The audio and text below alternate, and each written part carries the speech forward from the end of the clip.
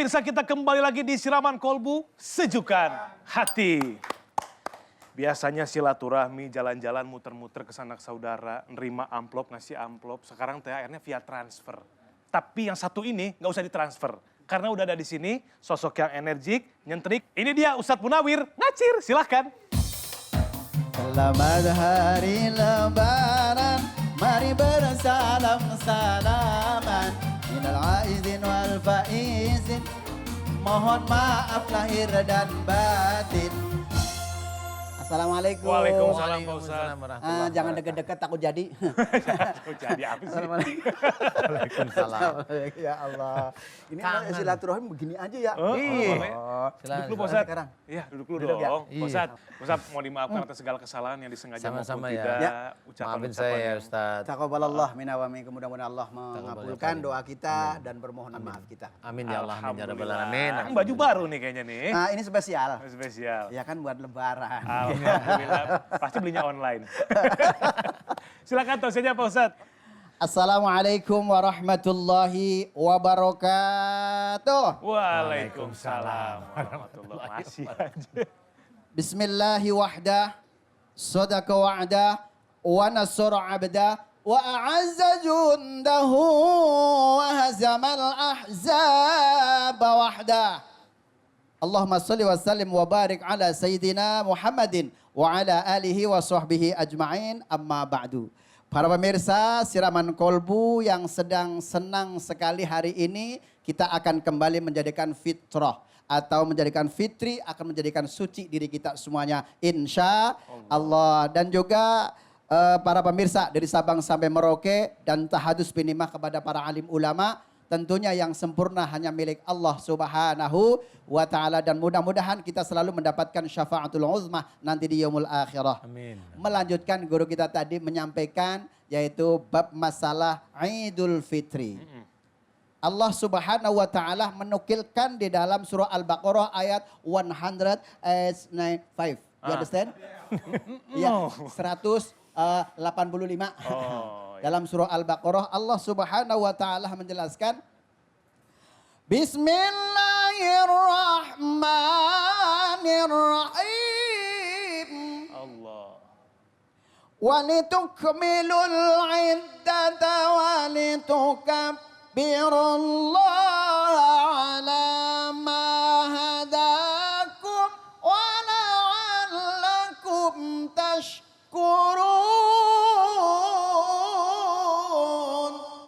Allah. Sadaqallahul azim.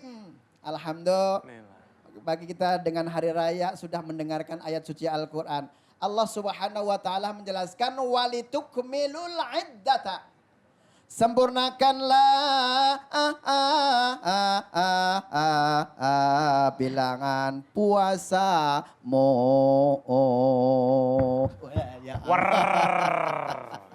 Tidurlah orang habis banyak makan ya. Ya Allah.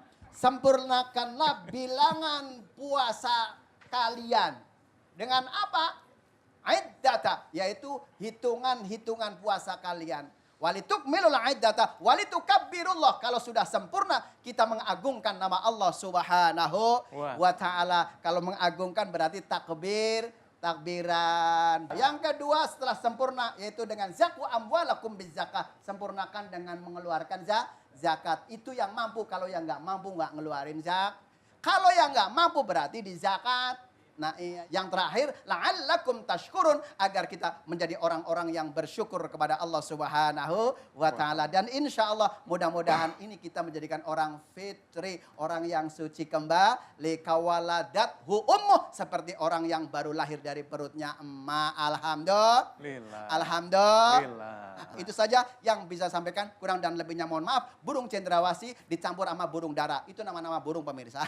Sekian, assalamualaikum warahmatullahi wabarakatuh. Waalaikumsalam warahmatullahi wabarakatuh. Tepuk tangan dulu untuk Ustadz Munawir. Alhamdulillah selain tausiah ada pendidikan juga, belajar nama-nama burung. Ya kan lebaran kan banyak dipotongin. Bener ya Allah. Pak Ustadz, terima kasih tausiahnya. Sama-sama. Mudah-mudahan berkah untuk kita semua dan menjadi manfaat. Alhamdulillah. Ketupat enak di rumah makan ketupat Pak Ustadz ya? Ketupat disiram santen. Nah. Sedaya lepan jeluk pangapunten. Kan begitu. Oke, baik selanjutnya saya sudah menghadirkan bintang tamu yang spesial tadi di sebelum commercial break. Bobby udah bilang bintang tamu ini spesial sekali. Kita panggilkan Vega Darwanti. Silakan. Masya Allah.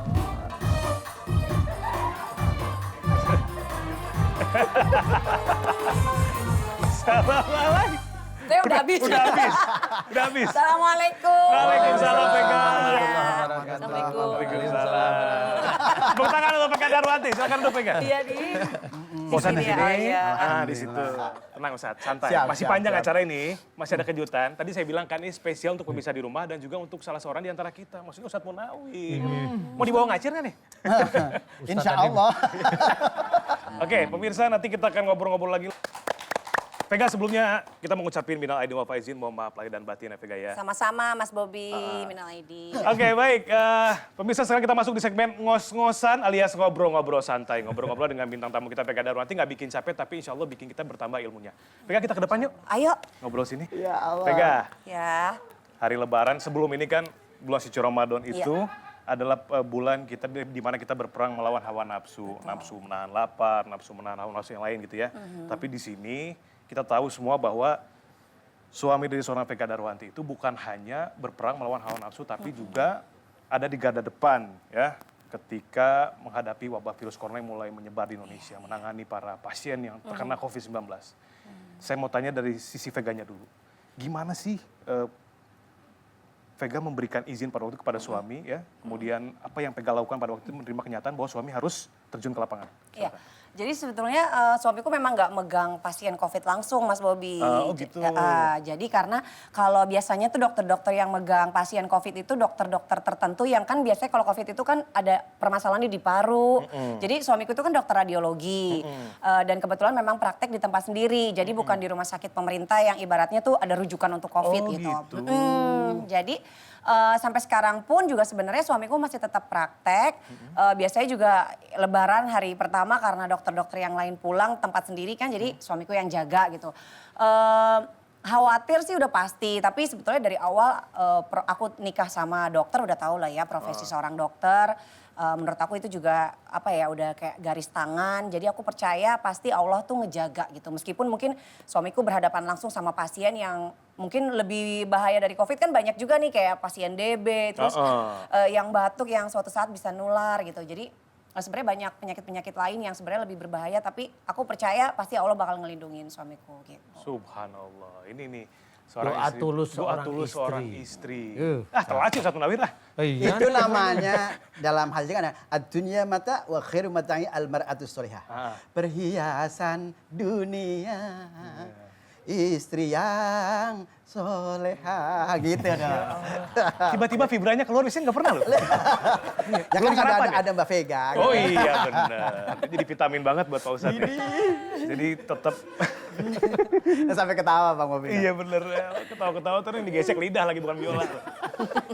Tajam dong. Tajam. Jadi menyerahkan kepada Allah serta Iya. mengetahui dari awal profesi suami sebagai dokter. Iya. Itu membuat kita menjadi lapang dada ketika mengetahui proses ini gitu ya. Iya Mbak bener, Vega, soalnya ya. kadang-kadang aja aku lagi hamil aja tuh suamiku banyak ninggalin karena harus ini kan periksa pasien yang kayak gitu-gitu yang sebutannya tuh on call. Begitu ada pasien yang emang butuh divisit sama dokter ya suamiku harus ya ninggalin keluarganya. Sampai pernah ini kejadian lucu tapi sekaligus juga mengharukan gitu. Jadi aku tuh pernah lagi tidur malam-malam pusing banget gitu Mas Bobby. Terus aku bangunin suami, ya palaku pusing banget. Nah mungkin naluri dia sebagai seorang dokter yang tiap hari ngurusin pasien. Masa dia bangun dia ngomong gini, ibu ada darah tinggi nggak? Gitu. Nah, itu aku.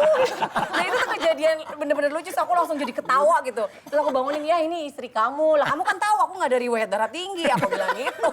Cuman jadi ya udah jadi akhirnya ya. Ke bawah gitu ya. Aduh ya Allah, iyalah gitu lucu banget sih. Sampai begitunya ya. Sampai gitu. Ustaz. Pak Ustadz, ketika seseorang dihadapkan dengan wabah seperti ini, nggak jarang yang akhirnya gini, orang itu mungkin bisa jadi meninggal itu bukan karena virusnya terlebih dahulu, tapi karena depresinya dulu gitu. Depresi, was-was, takut, cemas sehingga menurunkan stamina di tubuhnya, sehingga mungkin saja bisa jadi meninggal. Kalau melihat situasi ini, sebagai seorang muslim, ketika terkena wabah virus ini, apa yang harus kita lakukan, Pak Ustadz? Ya biasanya ke dokter ya. Biasanya ke dokter. Itu hal yang normal. Kecuali kalau memang saat ini kita coba virus yang diciptakan oleh Allah Ta'ala ini biasanya juga tahu dia akan nyamperin ke siapa, ngenain sama siapa. Ada yang dikenain nanti diberi kesembuhan oleh Allah Ta'ala, ada yang dikenain nanti ada yang meninggal dari yang terkena ini. Ada juga para dokter yang